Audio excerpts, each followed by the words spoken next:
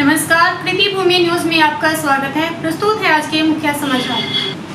कोविड-19 महामारी के बढ़ते खतरे के बीच दो स्वास्थ्य विशेषज्ञों का दावा है कि सितंबर के मध्य तक देश से महामारी का कहर कम हो जाएगा। स्वास्थ्य मंत्रालय के विशेषज्ञों ने एक गणितीय मॉडल के आधार पर यह निष्कर्ष निकाला है। विश्लेषण में बताया गया है कि जब ठीक हो चुके और जान गंवाने वाले मरीजों की कुल संख्या सक्रिय मरीजों की संख्या के बराबर पहुंच जाएगी तो वह इसका चरम होगा। इसके बाद इसमें गिरावट का दौर शुरू हो जाएगा। ऐसा होने में अभी 3 महीने से ज़्यादा समय लगेगा। एक विज्ञान पत्रिका में प्रकाशित इस विश्लेषण को स्वास्थ्य मंत्रालय के deputy director general doctor Anil Kumar और deputy assistant director Rupali Roy ने अंजाम दिया है। दोनों विशेषज्ञों ने बीमारी का अनुमान लगाने के लिए बेले गणितीय मॉडल का इस्तेमाल किया। भारत में अभी ठीक हो चुके और जान गंवा चुके लोगों की संख्या कुल संक्रमितों के लगभग आधे के बराबर है। भारत में महामारी की वास्तविक शुरुआत 2 मार्च को हुई और तब से रोज नए मामले बढ़ रहे हैं। इस मॉडल के आधार पर बताया गया है कि सितंबर मध्य तक ठीक हो चुके व जान गंवा चुके लोगों की संख्या कुल संक्रमितों की संख्या के बराबर हो जाएगी। यही वह बिंदु होगा जब महामारी खत्म हो जाएगी। विशेषज्ञों का कहना है कि संक्रमण के प्रसार में आबादी और वातावरण की भूमिका अहम है। सरकार को इन्हें ध्यान में रखते हुए फैसले लेने होंगे। नाइजीरिया से लौटे व्यक्ति समेत एक ही परिवार के 9 लोग मिले कोरोना पॉजिटिव। अभी तक जिला यमुनानगर कोरोना मुक्त था, लेकिन एक ही दिन में 9 केस पॉजिटिव मिलने पर स्वास्थ्य विभाग के कर्मचारियों में हड़कंप मच गया है। इन संक्रमित लोगों में 8 लोग एक ही परिवार के हैं, जिसमें 2 बच्चे 3 महिलाएं शामिल हैं, जबकि विदेश से लौटे पति पत्नी कोरोना पॉजिटिव पाए गए हैं। शनिवार को पुराना हमीदा की आत्मापुरी कॉलोनी में एक ही परिवार के 9 लोगों की रिपोर्ट कोरोना पॉजिटिव आई। रिपोर्ट देखकर स्वास्थ्य विभाग के अधिकारी कर्मचारी सख्ते में आ गए। विदेश में आया दंपति सरकारी होटल में क्वारंटीन है। नए केस मिलने के बाद पुराना हमीदा की आत्मापुरी व 7 लगती गलियों में सख्ती बढ़ा दी गई है। यह पहले से ही कंटेनमेंट जोन है। सभी को आइसोलेशन सेंटर में रखा गया है। कोविड-19 के नोडल अधिकारी व एसएमओ डॉक्टर वागेश गुटेन ने बताया कि दिल्ली से आई महिला के पारिवारिक सदस्यों की रिपीट सैंपल की रिपोर्ट पॉजिटिव पाई गई है। वहीं पत्नी के साथ नाइजीरिया से लौटा व्यक्ति भी कोरोना पॉजिटिव पाया गया है।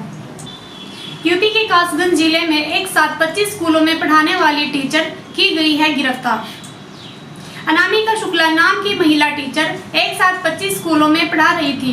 ये टीचर 13 महीने में 1 करोड़ रुपए की सैलरी ले चुकी थी। बेसिक शिक्षा विभाग ने शिक्षकों का डेटाबेस बनाना शुरू किया था और इसके बाद विभाग को अनामिका शुक्ला का नाम 25 स्कूलों की लिस्ट में मिला। तुरंत पूरे मामले की जांच के आदेश दे दिए। पुलिस ने अनामिका शुक्ला को गिरफ्तार कर लिया। तमिलनाडु सरकार ने निजी अस्पतालों में कोरोना उपचार के लिए तय किया शुल्क। तमिलनाडु सरकार ने शनिवार को निजी अस्पतालों में कोविड-19 के उपचार के लिए शुल्क तय करने वाले आदेश जारी किए। नए दिशा निर्देशों के अनुसार अस्पतालों को सुविधा के आधार पर वर्गीकृत किया गया। ग्रेड A1 और ग्रेड A2 वाले अस्पतालों को जनरल वार्ड और आईसीयू के लिए रोजाना 7,500 और 15,000 रुपए तक के बीच में शुल्क वसूलने की अनुमति दी गई है। वहीं ग्रेड A3 और ग्रेड A4 अस्पतालों को जनरल वार्ड और आईसीयू के लिए रोजाना 5,000 और 15,000 रुपए तक शुल्क वसूलने की इजाजत है।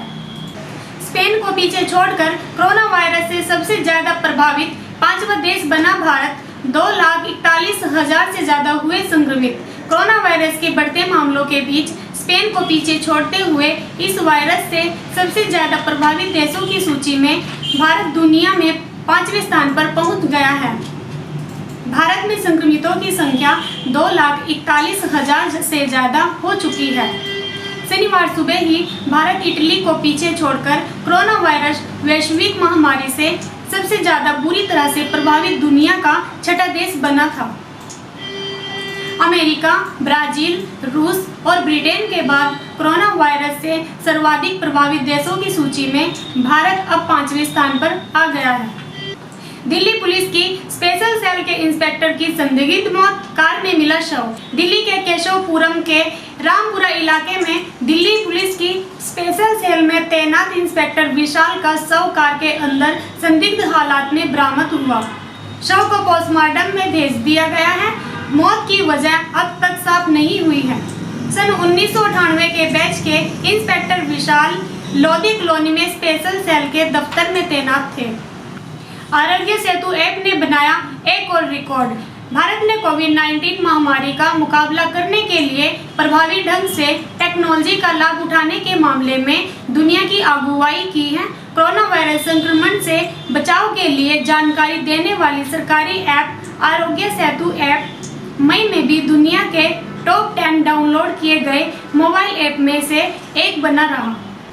नीति आयोग के मुख्य कार्यकारी अधिकारी अमिताभ कांत ने इसकी जानकारी दी। किसानों को बेचे गए 30,000 क्विंटल नकली बीज, केंद्र सरकार ने पंजाब सरकार को किया तलब। केंद्रीय कृषि मंत्री नरेंद्र सिंह तोमर ने शनिवार को कहा कि उनके मंत्रालय ने बीज घोटाले के संबंध में पंजाब की कांग्रेस सरकार से रिपोर्ट मांगी है।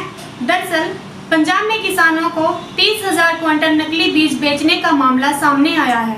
पंजाब कृषि विश्वविद्यालय ने परीक्षण के आधार पर PR 128 और 129 किस्म के करीब 3,000 क्विंटल धान के बीज तैयार किए थे, जबकि बेईमान कारोबारियों ने 30,000 क्विंटल बीज खुले बाजार में किसानों को बेचा। पंजाब के CM ने बताया कि इससे स्पष्ट संकेत मिलता है कि किसानों को बेचे गए इन नई किस्म के बीजों में मिलावट की गई। SIT घोटाले की तह तक जाएगी। IIT हैदराबाद ने विकसित की सस्ती कोरोना जांच किट, महज 20 मिनट में आएंगे नतीजे। भारतीय प्रौद्योगिकी संस्थान हैदराबाद के शोधकर्ताओं ने दावा किया है कि उन्होंने कोरोना की जांच के लिए किट विकसित की है, जिससे महज 20 मिनट में नतीजे आ जाएंगे। उन्होंने कहा कि किट 550 रुपए की कीमत पर विकसित की गई है और बड़े पैमाने पर उत्पादन होने पर इसकी कीमत 350 रुपए तक हो सकती है। बिना मास्क लगाए निकले कानपुर के IG, कट गया चालान। कोरोना वायरस से बचने के लिए सरकार ने मास्क लगाने की सलाह भी दी है। कई राज्यों में मास्क न लगाने के कारण जुर्माना भी लगाया जा रहा है। अब उत्तर प्रदेश में मास्क न लगाने के कारण कानपुर IG रेंज मोहित अग्रवाल का मास्क न लगने के कारण चालान कट गया है। बने रहिए कृति भूमि न्यूज के साथ। आपकी नज़र हम पर, हमारी नज़र सब पर। धन्यवाद।